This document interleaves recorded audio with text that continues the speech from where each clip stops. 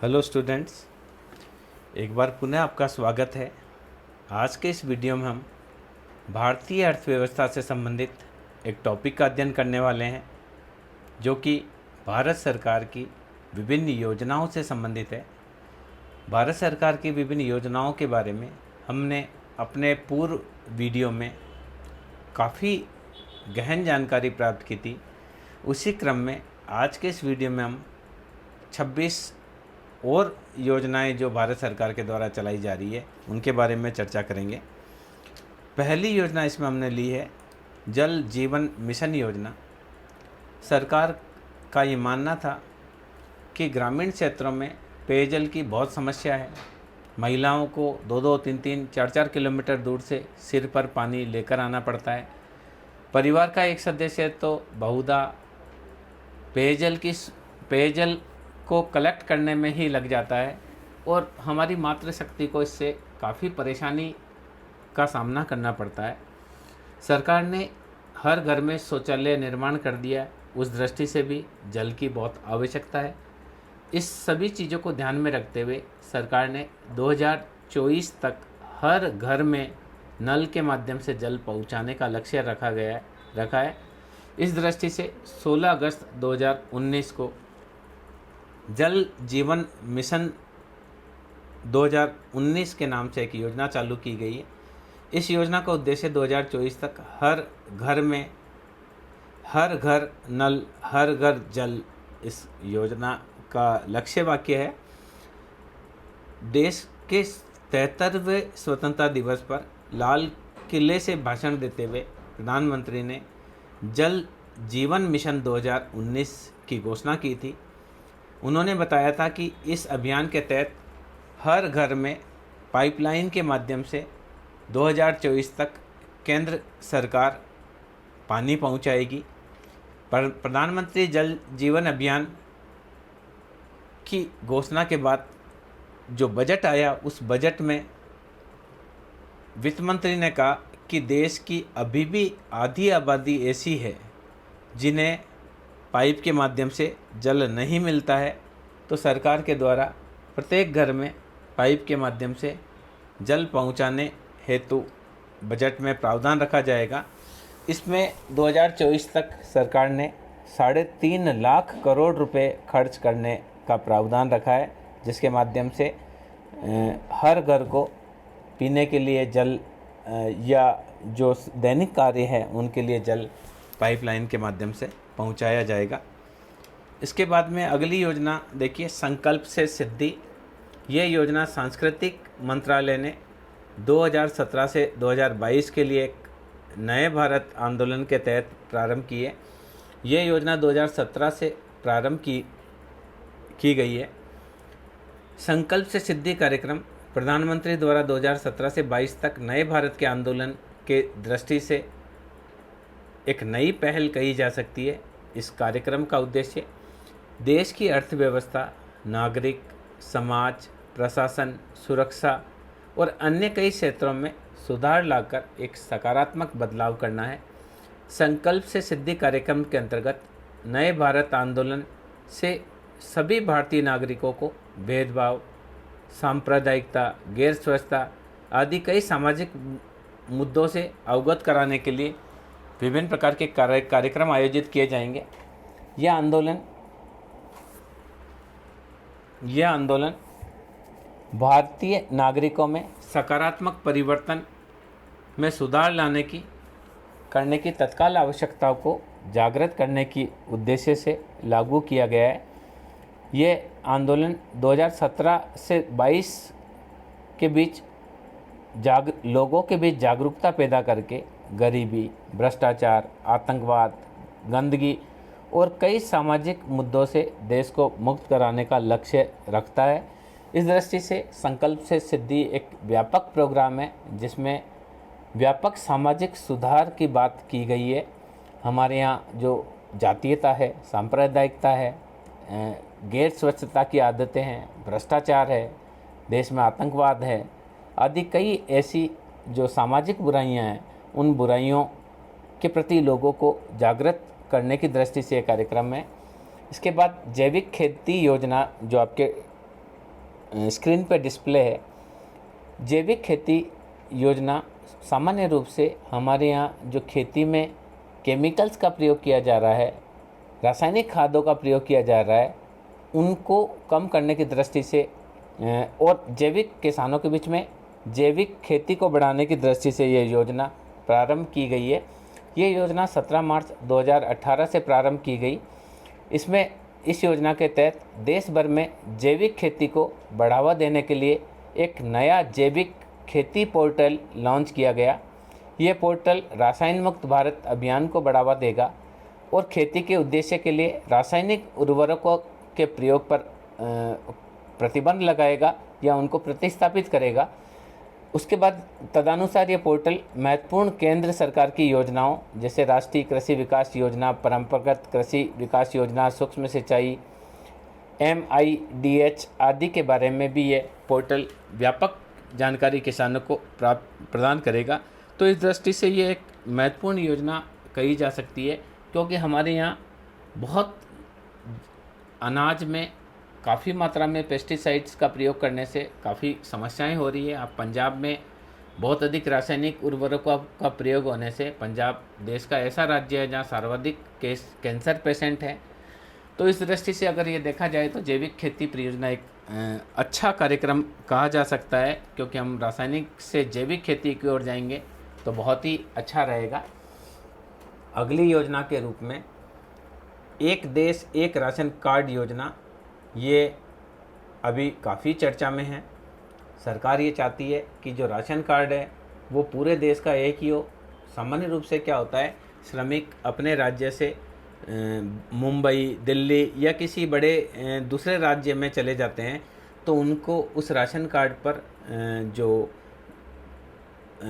अनाज है या सरकार के द्वारा जो राशन के माध्यम से जो वस्तुएं मिलती है वो सामान्य रूप से उनको नहीं मिल पाती है, क्योंकि उनका पंजीकरण उस राज्य में होता है। जैसे बिहार के बहुत सारे श्रमिक दिल्ली में रहते हैं, तो उनको वहाँ से दिल्ली में राशन नहीं मिल पाता है, क्योंकि उनका जो राशन कार्ड होता है वो बिहार का होता है।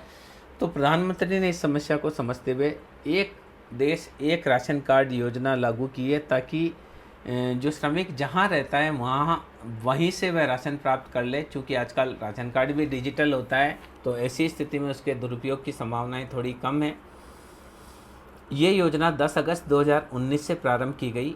केंद्र सरकार ने 4 राज्य जैसे तेलंगाना, आंध्र प्रदेश, महाराष्ट्र, गुजरात, इन 4 राज्यों में ये योजना एक देश एक राशन कार्ड योजना की शुरुआत कर दी है। अन्य राज्य भी इसमें भाग ले सकेंगे और 1 जून 2020 से ये योजना पूरे देश में लागू कर दी गई है। इसके बाद एक और योजना की हम बात करेंगे, परामर्श योजना। ये योजना 20 जुलाई 2019 से लागू की गई है। इसका उद्देश्य केंद्र सरकार उच्च शिक्षा क्षेत्र में गुणवत्ता आश्वासन को बढ़ावा देने के लिए राष्ट्रीय अनुदान और मूल्यांकन परिषद नेक प्रत्यायन आकांक्षा संस्थानों के संरक्षण के लिए UGC की द्वारा ये चालू की गई है। यानी परामर्श योजना जो राष्ट्रीय अनुदान व मूल्यांकन परिषद नेक और विश्वविद्यालय अनुदान आयोग जो UGC है, इनके द्वारा प्रारंभ की गई है और मुख्य उद्देश्य उच्च शिक्षा में गुणवत्ता का आश्वासन देना है। ये योजना अच्छी तरह से जो संस्थान अच्छा प्रदर्शन करते हैं और जिनको अच्छा ग्रेड मिलता है UGC के द्वारा, नेक के द्वारा जो ग्रेड दिया जाते हैं, उसके आधार पर उनको अन्य पाठ्यक्रम चालू करने पर, शिक्षण संस्था के मूल्यांकन करने पर, अनुसंधान, नवाचार, संस्थागत मूल्यों, प्रथाओं आदि पर बजट आवंटन करने का लक्ष्य बनाया गया है। इस योजना से भारत की उच्च शिक्षा में गुणवत्ता में सुधार होगा और हर संस्थान ज़्यादा से ज़्यादा गुणवत्ता युक्त शिक्षा देने के प्रति प्रयासरत होगा, क्योंकि उससे उसकी ग्रेड अच्छी आएगी और ग्रेड अच्छी आएगी तो उसके यहाँ एडमिशन भी ज़्यादा होंगे और सरकारी बजट भी उनको ज़्यादा मिल पाएगा। इसके बाद में एक और अभियान की बात करते हैं, जल शक्ति अभियान। ये राष्ट्रीय जल संरक्षण मिशन के तहत जल शक्ति अभियान 1 जुलाई 2019 से लागू किया गया। इसका मुख्य उद्देश्य जल शक्ति अभियान का मुख्य उद्देश्य जो सरकार के द्वारा जल अभाव को रोकने के जल अभाव को रोकने की दृष्टि से है, ये एक अनोखी पहल कही जा सकती है। ये इसका प्रथम चरण 1 जुलाई से 15 सितंबर तक चला। इसमें किसानों को कृषि विज्ञान केंद्रों द्वारा किस प्रकार से कम पानी में फसल उगाई जा सकती है उसका प्रशिक्षण देना है। सामान्य रूप से हमारे यहाँ जो पानी है वो कृषि में बहुत ज़्यादा खर्च होता है, और कृषि में अगर सिंचाई की तकनीक पुरानी होती है तो उसमें 10 गुना तक पानी लग जाता है, जितना कि मिट्टी को आवश्यकता होती है, जितना कि फसल को आवश्यकता होती है। तो जल शक्ति अभियान के तहत सरकार किसानों को ऐसे प्रशिक्षण दे रही है कि वह कम पानी में किन किन फसलों को बोकर अच्छा उपज प्राप्त कर सकती है, और दूसरा जो सिंचाई की नवीनतम तकनीक है उनका प्रयोग करके कैसे जल की बूंद बूंद बचाई जा सकती है, इसके बारे में इस योजना में प्रशिक्षण दिया जाता है। क्लीन माई कोच ये एक रेलवे के, जैसा कि नाम से ही विदित है, एक रेलवे से संबंधित योजना है। ये योजना 13 मार्च 2016 को प्रारंभ की गई। इसका उद्देश्य भारतीय रेलवे में कोचों की सफाई, पानी, कीटाणु शोधक कीट नियंत्रण, लीलन बेडरोल, ट्रेन में अच्छी प्रकाश व्यवस्था, अच्छे पंखे की व्यवस्था, एसी और पेटी के मरम्मत सुविधाएं आदि पर ध्यान देने से संबंधित ये योजनाएं हैं। इस योजना के तहत यात्री वेबसाइट में केवल PNR नंबर और मोबाइल नंबर दर्ज करके कोई सेवा में कमी उनको महसूस होती है तो उसका अनुरोध कर सकते हैं। जैसे क्लीन लिख के आप स्पेस दे के अपने 10 नंबर वाला PNR नंबर डाल के फिर स्पेस देकर अपना मोबाइल नंबर डालकर उसको 548 यानी 58888 पे या मोबाइल नंबर 9200003232 पर SMS कर सकते हैं। SMS प्राप्त होते ही तुरंत संज्ञान लिया जाता है, और सरकार के रेलवे के द्वारा ये प्रयास रहता है कि जहाँ से SMS आया है, जिस रेल से SMS आया, उसके किस स्तर पर वो रेल चल रही है, उसके अगले स्टेशन पर ही उसमें सफाई की व्यवस्था कर दी जाए, या कोच में पानी नहीं है तो उस पानी की उपलब्धता को सुनिश्चित किया जाए। इस दृष्टि से क्लीन माई कोच एक बहुत महत्वाकांक्षी योजना है। जो भी यात्री ये कार्य करते हैं उन्होंने ये देखा कि त्वरित रूप से इसमें संज्ञान लेकर जो रेलवे के द्वारा कोच की सफाई आदि की व्यवस्था को ध्यान रखा जाता है। इसके बाद अगली योजना जो है भारत के वीर पोर्टल योजना। ये योजना 10 अप्रैल 2017 से प्रारंभ की गई, और ये इस योजना का मुख्य उद्देश्य भारतीय सेना के लिए दान प्राप्त करना है। भारत के वीर पोर्टल के माध्यम से हम सीधे बहादुर फौजियों के खाते में 15 लाख रुपए तक का दान कर सकते हैं। ये भारत के वीर कोष में भी दान कर सकते हैं। अधिकतम कवरेज सुनिश्चित करने के लिए हर बहादुर सिपाही के लिए अधिकतम 15 लाख तक की राशि निर्धारित की गई है। अगर कोई गलती से 15 लाख से अधिक डोनेट कर देता है तो उसे एक मैसेज भेजा जाएगा कि आपने अधिकतम से ज़्यादा राशि दान कर दी है। आप अन्य किसी फौजी के अकाउंट में ट्रांसफ़र करना चाहते हैं तो आप कर सकते हैं। लोग असम राइफल्स, सीमा सुरक्षा बल, केंद्रीय औद्योगिक सुरक्षा बल, केंद्रीय रिजर्व पुलिस बल, भारत तिब्बत सीमा पुलिस बल, राष्ट्रीय आपदा मोचन बल के लिए अपना योगदान कर सकते हैं। राष्ट्रीय सुरक्षा गार्ड और सशस्त्र सीमा बल भी इसके अंतर्गत आते हैं। यानी आप अपनी सेना के लिए इस योजना के माध्यम से दान कर सकते हैं। ये दान की राशि मैक्सिमम 15 लाख रुपए तक हो सकती है। ये एक तरह से हमारे सैनिकों को प्रोत्साहित करने की दृष्टि से, अपनी वीरता के लिए प्रोत्साहित करने की दृष्टि से आम जनता के लिए ये योजना लागू की गई है। इसके बाद देखिए वज्र योजना। ये योजना 9 जनवरी 2017 से प्रारंभ की गई। इसका मुख्य उद्देश्य NRI, PIO, IOCI नागरिक संकाय के रूप में एक साथ काम करने के लिए visiting advance joint research faculty scheme विदेशी वैज्ञानिक और शिक्षाविदों के लिए विशेष रूप से एक समर्पित कार्यक्रम है,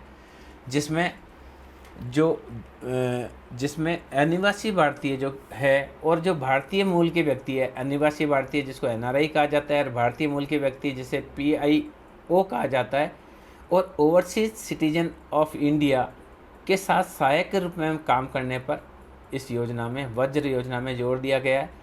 यह योजना अनुसंधान के लिए महत्वपूर्ण है, ज्ञान प्राप्त करने के लिए और अनुसंधान के लिए शोधकर्ताओं को अच्छी जानकारी साझा करने की दृष्टि से एक महत्वपूर्ण तत्व के रूप में काम करती है। ये एक साझा समस्या को हल करने के लिए विभिन्न दृष्टिकोणों को भी अपनी ओर आकर्षित करती है। SERB भारतीय सेटिंग में चुनौतीपूर्ण अनुसंधान समस्याओं को पूरा करने के लिए एक प्रवासी वैज्ञानिकों का स्वागत करता है। तो एक तरह से ये रिसर्च से संबंधित एक योजना है, वज्र योजना, जिसमें NRI और अनिवासी भारतीय जो है NRI और भारतीय मूल के जो व्यक्ति हैं और ओवरसीज सिटीजन ऑफ इंडिया है और भारतीय नागरिक सभी साथ मिलकर किसी शोध पर कार्य करते हैं, किसी अनुसंधान पर कार्य करते हैं। इसके अलावा देखिए अगली जो 10वीं स्कीम है अटल बीमित व्यक्ति कल्याण योजना।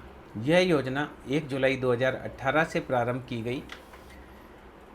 ASIC बेरोजगार होने की स्थिति में बीमित कर्मचारियों को नगद राहत राशि प्रदान करती है। एक तरह से ये रोजगार की गारंटी वाली स्कीम टाइप है, जिसमें जो भी बीमित व्यक्ति है उसको अगर किसी समय रोजगार नहीं मिलता है तो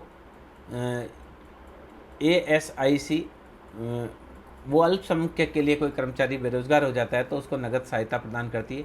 यदि कोई कर्मचारी कुछ समय के लिए बेरोजगार हो जाते हैं तो अटल बीमित कल्याण योजना के तहत नई नौकरी खोजते हैं तो कर्मचारियों को नौकरी मिलने तक सहायता प्रदान की जाती है।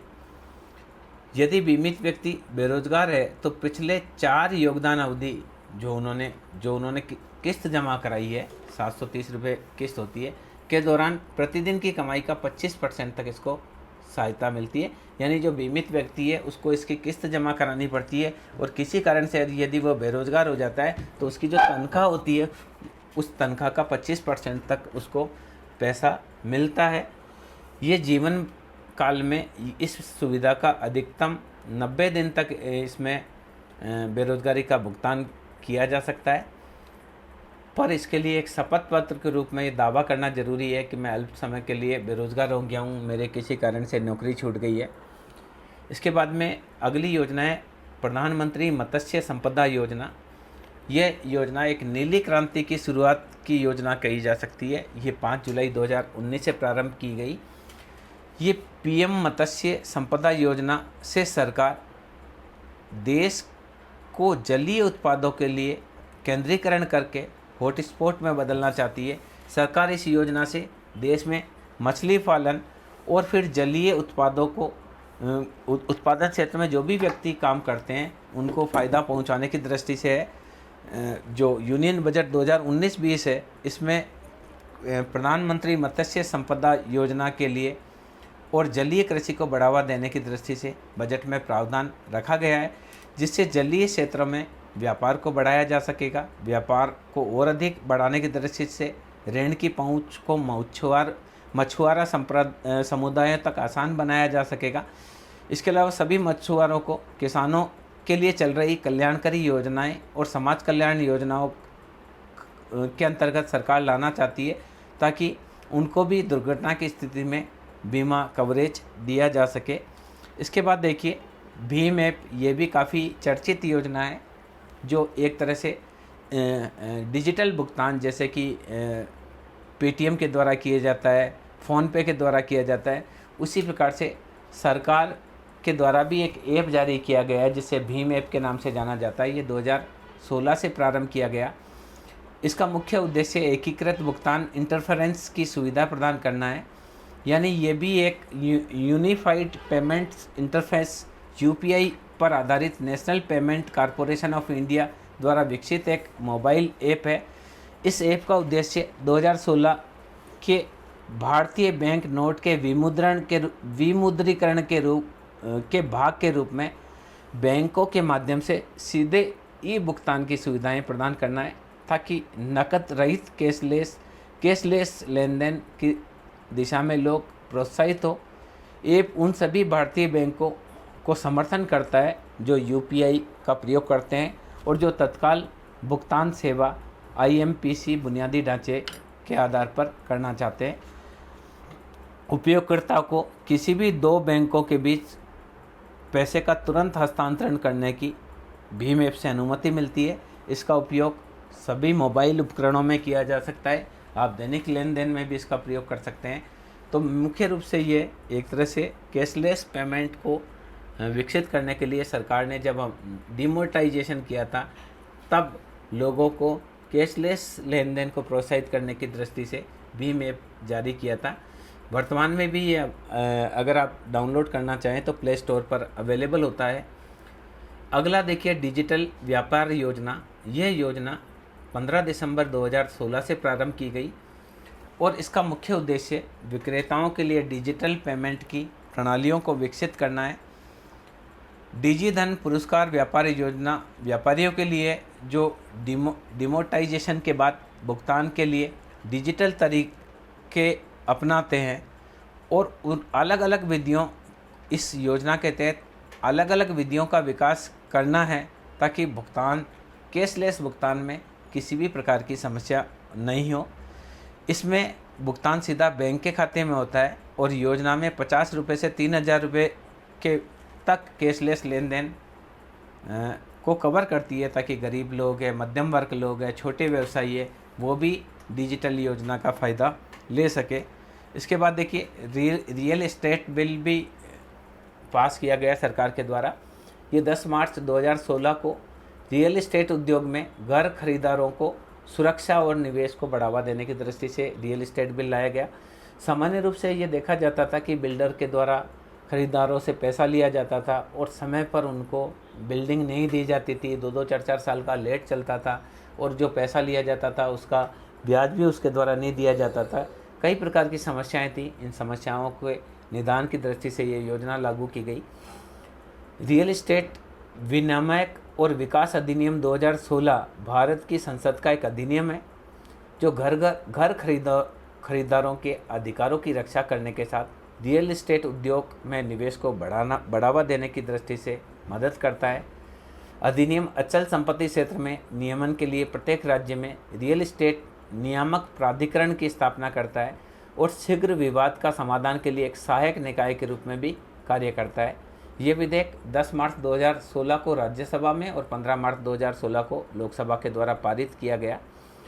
अब अधिनियम 1 मई 2016 को 92 वर्गों में 59 के साथ अनुसूचित हुआ है। यानी अब जो फ्लैट वगैरह के खरीदार है या उनके अधिकारों की रक्षा की जा सकेगी और रियल एस्टेट में निवेश को भी ये बढ़ावा देंगे ना। अगली जो बात हम कर रहे हैं 15वीं योजना प्रधानमंत्री आवास योजना ग्रामीण क्षेत्रों के लिए। यह भी 2015 में चालू हुई थी। ग्रामीण क्षेत्र में सभी लोगों को अपना आवास प्रदान करने की दृष्टि से ये थी। ग्रामीण विकास मंत्रालय के माध्यम से ये लागू की जा रही है। जिन भी लोगों के पास अपना घर नहीं है उनको खुद का आवास देने के लिए लगातार कार्य हो रहा है। इसमें प्रधानमंत्री आवास योजना शहरी क्षेत्र के लिए भी है और ग्रामीण क्षेत्रों के भी लिए है और इसका ऑनलाइन डाटा अवेलेबल है कि किस किस ने इस योजना का फ़ायदा लिया है। 4 तरीके से इसका विवरण जांचा जा सकता है। आधार संख्या के आधार पर, मोबाइल नंबर के आधार पर, पंजीकरण आईडी के आधार पर इसकी जांच की जा सकती है। अगली योजना देखिए धनलक्ष्मी योजना। ये बालिकाओं को नगद प्रोत्साहन राशि देने की दृष्टि से 22 दिसंबर 2017 को प्रारंभ की गई। धनलक्ष्मी योजना मुख्य रूप से एक बीमा कवर प्रदान करती है जिसके माध्यम से कन्या भ्रूण हत्या के मामलों को कम करने की दृष्टि से ये योजना लागू की गई है। ये योजना बालिकाओं के लिए शिक्षा का भी समर्थन करती है और बाल विवाह रोकने के लिए आकर्षक बीमा योजनाएं प्रदान करती है।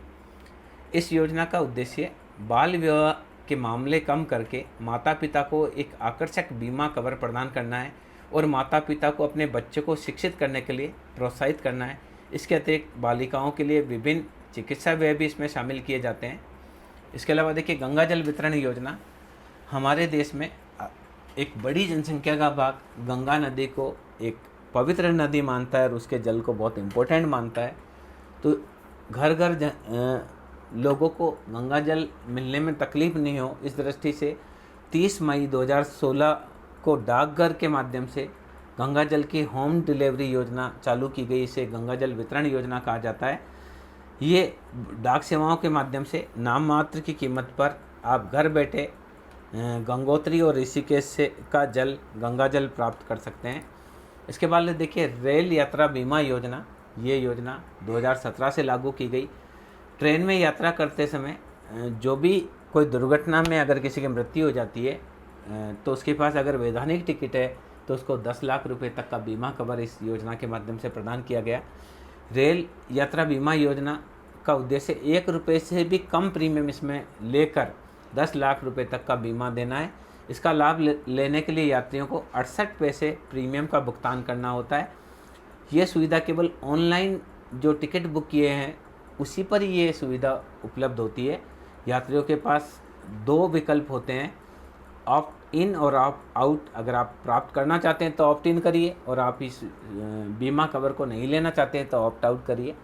इसके बाद देखिए गंगा स्मार्ट गंगा सिटी योजना, ये गंगा नदी के जो किनारे शहर बसे हैं उन शहरों को स्मार्ट बनाने के लिए ये योजना चालू की गई है। 13 अगस्त 2019 से ये लागू की है। इसमें 10 महत्वपूर्ण शहरों को स्मार्ट गंगा सिटी के लिए सेलेक्ट किया गया है। इसमें हरिद्वार, ऋषिकेश, मथुरा, वृंदावन, वाराणसी, कानपुर, इलाहाबाद, लखनऊ, पटना, साहिबगंज और बैरकपुर। इन शहरों में national mission for clean Ganga के सीवरेज उपचार के लिए बुनियादी ढांचे का विकास किया जा रहा है ताकि किसी भी स्थिति में इन शहरों का सीवरेज पानी गंगा नदी में नहीं जाए और गंगा भी क्लीन रहे और ये सिटी भी क्लीन रहे। ये स्मार्ट गंगा निधि। एक और योजना जिसकी हम कई बार चर्चा सुनते हैं, एक भारत श्रेष्ठ भारत, ये योजना भी 2018 से प्रारंभ की गई। इसका उद्देश्य एकीकृत और विकसित भारत बनाना है।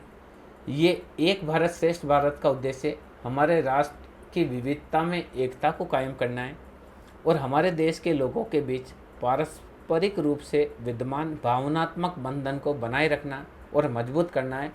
सभी भारतीय राज्यों के बीच एक गहन और संरचित जुड़ाव के माध्यम से राष्ट्रीय एकीकरण की भावना को बढ़ावा देने की दृष्टि से एक भारत श्रेष्ठ भारत योजना लागू की गई है। अगली योजना की हम बात करते हैं, अमृत योजना। ये सस्ती दवाएं उपलब्ध कराने की दृष्टि से और जो प्रत्यारोपण सर्जरी है, जैसे किसी को गुर्दे ट्रांसप्लांट कराने पड़ते हैं, किसी को लीवर चेंज कराना पड़ता है, किसी को हार्ट ट्रांसप्लांट कराना पड़ता है, किसी को जो गंभीर बीमार है उसमें कई अंग का ट्रांसप्लांट कराते हैं, तो उसको सस्ता बनाने के लिए अमृत योजना प्रारंभ की गई है, जिसमें सस्ती दवाओं के साथ प्रत्यारोपण की जो सर्जरी है उसको भी सस्ता बनाने का प्रयास किया गया है। सस्ती दवाओं और उपचारों के लिए उपचार के साथ विश्व स्तरीय प्रत्यारोपण की सुविधाएं प्रदान करने का प्रयास है, जिससे कैंसर, हृदय व अन्य बीमारियों के उपचार के रोगियों पर खर्च कम करने का इसमें प्रावधान है। इसमें इस अमृत आउटलेट पर आम लोगों के लिए 60 से 70% छूट की दर पर दवाएं उपलब्ध होती है। इसके बाद देखिए प्रधानमंत्री वरुण मित्र योजना, ये 21 दिन के बाद ट्रेनिंग देने के बाद नौकरी देने की योजना है, जो 1 जनवरी 2019 से प्रारंभ की गई। वरुण मित्र योजना के तहत सरकार 3 हफ्ते की ट्रेनिंग देती है। सरकार का कहना है कि फ्री ट्रेनिंग स्कीम से बेरोजगारों को 21 दिन के अंदर नौकरी मिल जाएगी। इस फ्री ट्रेनिंग स्कीम में सरकार प्रशिक्षण देने के साथ नौकरी देने का भी प्रयास करेगी। ये फ्री ट्रेनिंग कार्यक्रम ministry of new and renewable energy या national institute of solar energy की तरफ से चलाया जा रहा है। इसमें solar water pumping Varun Mitra कार्यक्रम कहा जाता है। इस ट्रेनिंग करने का ये फ़ायदा होता है कि जो लोग नौकरी नहीं करना चाहते हैं वह खुद का रोज़गार भी चालू कर सकते हैं। जो अभी तक कम सैलरी पर काम कर रहे हैं वह ज़्यादा कमा सकते हैं।